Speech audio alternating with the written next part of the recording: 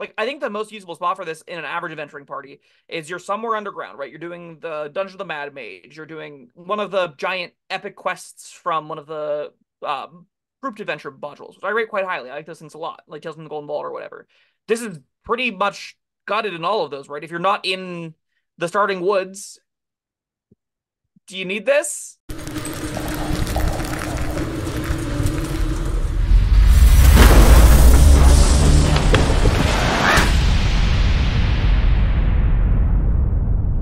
Hello, friends. Robert Bevan here, author of the Caverns and Creatures series of comedy, fantasy novels, and short stories. With me is Sam West, and today we're talking about the spell Druid Grove. What? What? It's a grove. It's so magical. I love these spells, even if they're not that good. This one I think might be better than the others. It's hard to tell. It's neat. It's nifty. It's long. Yes, it is. This, what's the spell? Because this, it's not this one. What's the spell that, like the rocks fly around and hit people? We've covered it. The rocks fly around and hit people. Yeah, that's one of several things that happen. And the tree branches slap them around, and Oh, yeah, yeah, yeah. I don't remember what that one is. It might be Guardian of Nature or something. yeah, Guardians of maybe, Nature, maybe.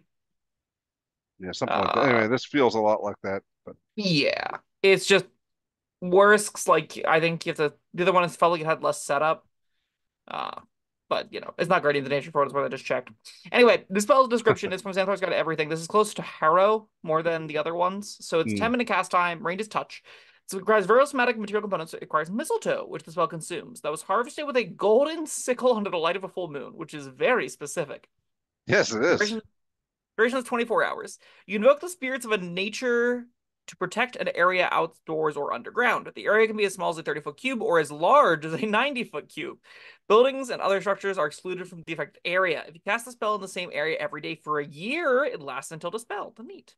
Spell creates the following effects within the area. When you cast the spell, you can specify creatures as friends who are immune to the effects. You can also specify a password that, when spoken aloud, makes the speaker immune to these effects. The entire warded area radiates magic. A dispel magic on the area, if successful, removes only one of the following effects, not the entire area. Spells cast choose which effect ends. The spells cast choose which effect ends, not you. Right. When all effects are gone, the spell is dispelled. So we cast this thing. It's been 10 minutes. We get a cube. We get to pick some of these effects. All these effects, right? Yeah. The following effects. We get all of Yeah. these. We get solid fog. You can fill any number of 5-foot squares on the ground with thick fog, making them heavily obscured. The fog reaches 10 feet high. In addition, every foot of movement through the fog costs 2 extra feet.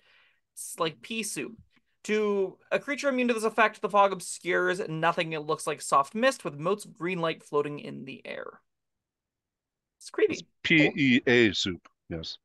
Yes. From Rudolph? It's thick as pea soup? No? Okay. Anyway, we have grasping undergrowth as well. So this says you can fill any number of 5-foot squares on the ground that aren't filled with fog with grasping weeds and vines, as if they were affected by the entangle spell. To creature immune to this effect, the weeds and vines feel soft, reshape themselves to serve as temporary seats or beds. Very cute. We end on Grove Guardians. I say that. I'll have 3 little effects after this. Grove Guardian says you can animate up to 4 trees in the area, causing them to uproot themselves from the ground. These trees have the statistics of an awakened tree, which we'll touch on in a second, which appear in the monster manual except they can't speak, and their bark is covered with druidic symbols. Fun fact, if you bought this book and didn't have an MM, you didn't know what this did. If any creature not immune to this effect enters the warded area, the Grove Guardians fight until they have driven off or slain the intruders. Grove Guardians also obey your spoken commands, no action required by you, that you issue while you're in the area. If you don't give them commands and no intruders are present, they do nothing. The Grove Guardians can't leave the warded area. When the spell ends, the magic animating them disappears, and they take root again if possible. Again, very flavorful, very cute.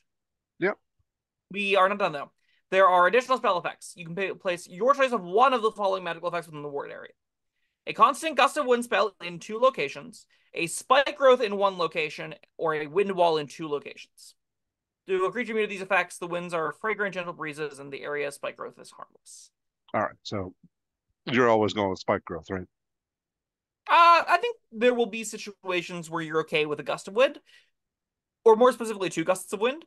There is some usefulness to that, right? The idea, if you're in a narrow corridor, right, like if you're defending a tight cave or something, I can envision the fog makes it difficult terrain. You throw 2 gusts of wind down, and hypothetically, it doesn't cause them to That disperse? I wouldn't think so. That would be utterly useless. That'd be sad if so. Yes. But hey, it does say it disperses gases and vapors, and this doesn't specify that it's not dispelled by it. So Yeah. maybe you don't want to have your gusts of wind where your solid fog is. Although it's solid fog, which is notably different than regular fog. I don't know. Comments down Gaseous below, let me fog. know. Should the gusts of wind get rid of the fog or not? Yeah, and I think in a more rare location, like two window walls, maybe you're setting up because they're one-sided, like defenses against archery. Having them all in this one package does make them more appealing to me than like necessarily the spike growth always does. But you Hmm. will often, I think, pick the spike growth just because the default easy option. If you're Yeah. like in specific circumstances, I can see using the other two though and not being that upset about it. So everything put together, what are we thinking about Druid Grove? There's a lot of text, but there Yes. are some core problems, right? Well, I mean, it's a level 6. Yeah, but it's got the problem where you need to know that your enemies are going to come into this space, even after there's obviously some kind of magical Druid Grove thing going on.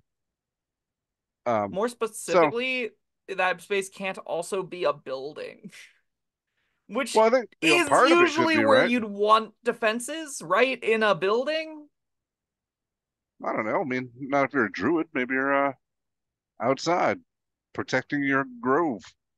Sure, but I want to know why the monsters want to go into your grove. I think that there are lots of reasons why monsters want to like get into a vault or plunder a temple or find some strange MacGuffin and you use this to defend the strange MacGuffin. But this site like if you're in a dungeon, you can't even like try and set this up as like a defensive hold the position while the No, monsters in the dungeon come to us, right?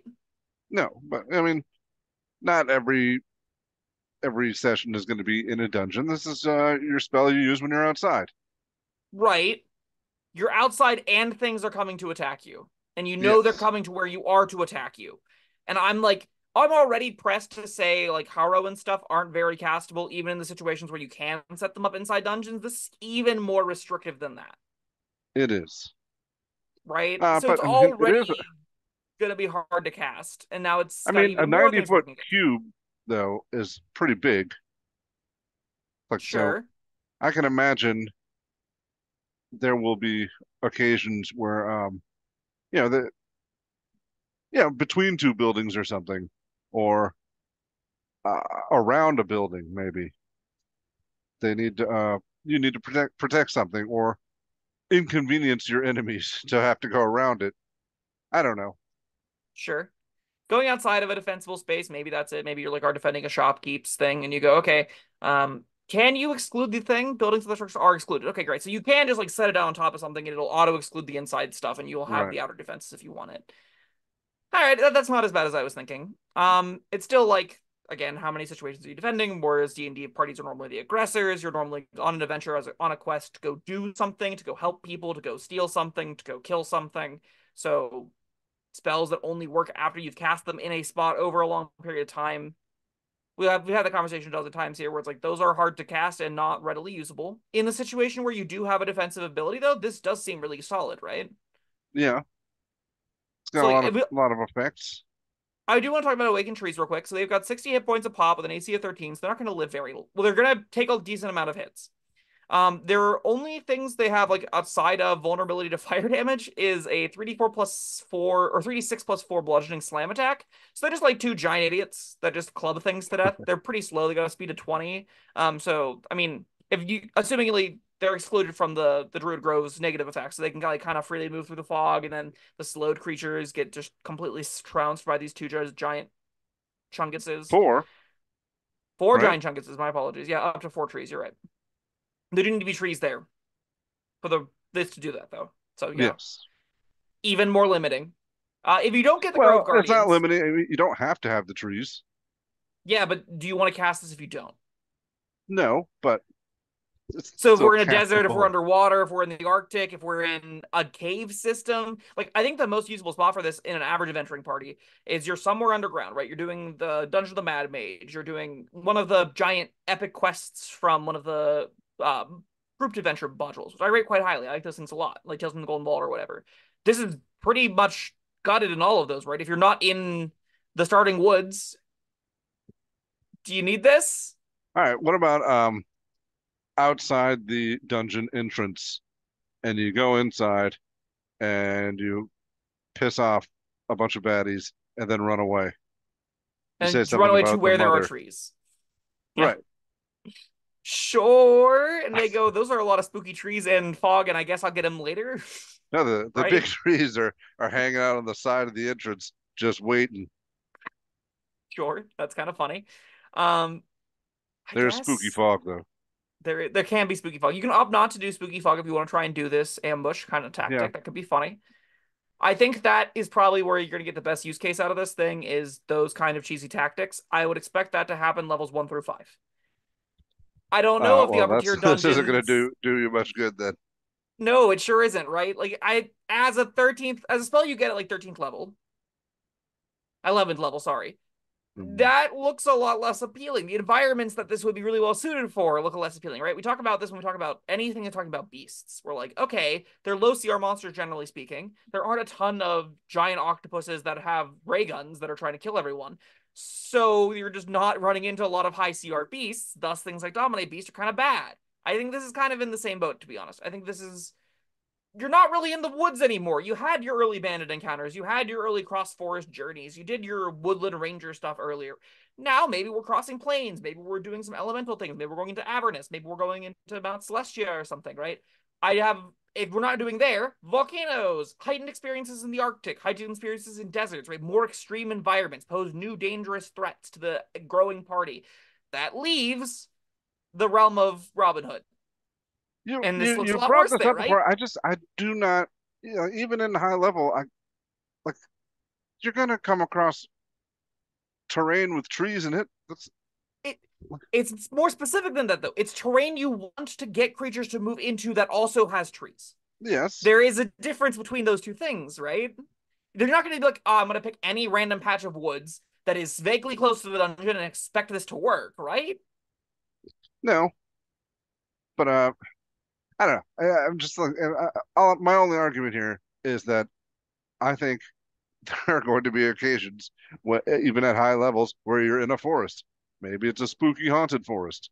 Maybe it's a forest full of Tarasques. I don't know. But Mm-hmm. there's I mean, Are 4 trees it's saving not you from like those Tarasques? it's not like I'm a 16th level player and oh, you look like you were just near a tree, loser. I know you feel that way. Like you don't feel that way. I kind of do feel that way. Like if I'm a 16th level adventurer, I'm like, really? You're still trekking through the backwoods of your hometown? I mean, I just fought an angel on a battleship in space, but I guess if you're still coming out of the backwoods, that's okay too. You're doing cool things as well, I guess. That's I mean, angels can be in forests. yeah. They could also be in one of the 5 million creative spaces that you can take players to in this game full of magic and whimsy. Not saying it doesn't happen. Lower magic games, there's probably a good amount of woodlands in all cross environments, right? There's trees in every kind of biome you could think of. I just don't know if I want to animate those trees frequently. If I'm going to be No, leading probably not. things in those biomes to those trees to be animated. In the forest, I think it's kind of given. Like dungeons and forests, you can probably make this thing work. Dungeons in a taiga, probably not. I get there are trees in a taiga environment. There are not many of them, and they're probably not on top of the dungeon exactly where I wanted to make this thing work. And like we're not really touching on the other effects that much. I do really think you want the 4 guardians for this thing to be worth the effort. Because if you're getting an entangle and some extra difficult terrain, you're gonna just cast plant growth, and that's a 3rd level spell. So like I don't think this is particularly compelling over a 3rd level spell if you're not getting the 4 animated buddies, and we're really going back and forth on how often and realistic it is to get those animated buddies at all. So All right. How about for camping? sure. This is This a is a great this way is to like defend your camp. That's an true. advanced alarm spell. Yeah, a 6th level alarm spell that costs you some weirdly harvested mistletoe. Sure. It's it probably won't make a difference, but if somebody does try to attack, you'll have a lot of fun. Yes, I do. I often write off like just because I've never found ambush encounters, like getting the drop on the players in the middle of the night, to be that much of a fun or exciting environment. And unless it's part of the game, unless you're like deliberately pushing limits, trying to figure out, running out of resources, doing the survivalist kind of stuff, I don't find nighttime ambushes to be all that satisfying, because players just go like, oh, well, we used all of our resources in this other encounter, and now you're just killing us because we're down. That feels like a dick move. But in the right environment, I could see this being fun even in the upper tiers. And then this does do something there. You just have to have your 6th level slot still after a day of adventuring or going through a survival encounter and decide to use it on an advanced alarm system. Also, the grasping vines reshape themselves into beds, so extra comfort. True. Um, I don't think this thing is uncastable, but I really do want to emphasize that this is not going to be something that a lot of people are going to find common useful uses for. In the scenario where you're doing it to prevent ambushes over arrest, maybe that does the trick, but like more often than not, you weren't going to get ambushed anyway by just doing camping responsibly. As an 11th level Mm. character, when you get this, I'd expect you kind of know how to do that. Yes, If I think you you're right. are I'm just trying to look for something. sure, I do think if you get this to work, you'll have a lot of fun with it. 4 giant oafs hitting for 3d6 plus 4 damage every round with an entangle, with some cool setups. You could. I'm envisioning as a player, this lets me kind of like do my DM thing where I get to plan an encounter by setting up the wind walls, by setting up the gusts of wind or the spike growth with the guardians, with the entangle, with choosing where the solid fog goes. You get to kind of like build your own little dungeon in a spell, and I like that a lot. I just don't think it's going to fit a lot of play, which is why it's going to get 2 from me. In those moments, though, it probably is going to be quite good. It's just outside those moments, it's not. It's unusable, basically. Yeah, you're right.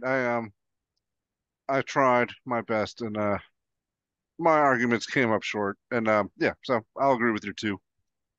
I think this one of the most fun twos you'll ever use. Yes. I think I would expect to use this probably once in a campaign, and I do think you'll have a really good time with it then, and then you just take it off your sheet after that. Yeah. All right, that was Druid Grove. Thank you, Sam, and thank you everyone for joining us. Let us know your thoughts down in the comments below. Like, subscribe, and we will see you next time. Goodbye.